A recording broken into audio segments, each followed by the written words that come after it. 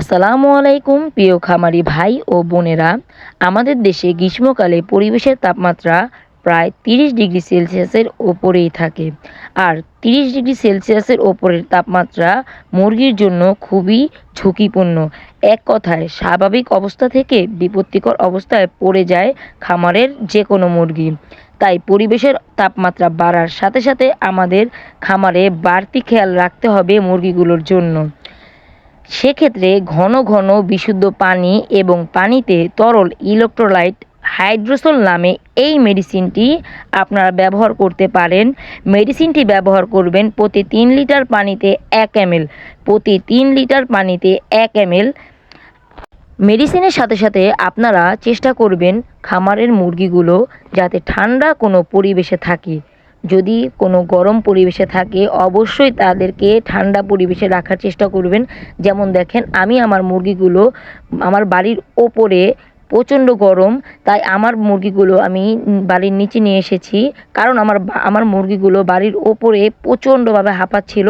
আমি তাই ওদেরকে বাড়ির নিচে নিয়ে এসেছি, ঠান্ডা একটা পরিবেশ দিয়েছি।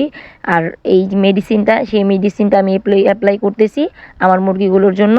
তো আমিও বলতে চাচ্ছি আপনারাও যাতে এরকম কোনো পরিবেশ তৈরি করেন ওদের জন্য, যে ওরা সুন্দর একটা পরিবেশে থাকবে। আমি এই মেডিসিনটার সাথে সাথে আমি আরেকটা মেডিসিন আপনাদেরকে বলে দিচ্ছি। ওই মেডিসিনটা যদি না পান, হিটলার একটা মেডিসিন আছে হিটলার নামে, এই হিটলার ছবি আসছে দেখছেন, হিটলার বিলাইট, এই মেডিসিনগুলো ব্যবহার করতে পারেন। এই মেডিসিনগুলোও এই হাইড্রোসোলের তুলনায় আরও কিছু বেশি উপাদান আছে এই মেডিসিনগুলোতে। আপনারা এই দুইটা মেডিসিনও ব্যবহার করতে পারেন। যদি আপনাদের আশেপাশে তাৎক্ষণিক কোনো মেডিসিন না থাকে তাহলে আপনারা প্রাকৃতিক একটি উপাদান ব্যবহার করতে পারেন, সেটা হচ্ছে লেবু। লেবু ভিটামিন সি। লেবু আমাদের শরীরে রোগ প্রতিরোধ ক্ষমতা বৃদ্ধি করে, এটা ডিহাইড্রেশনও দূর করে।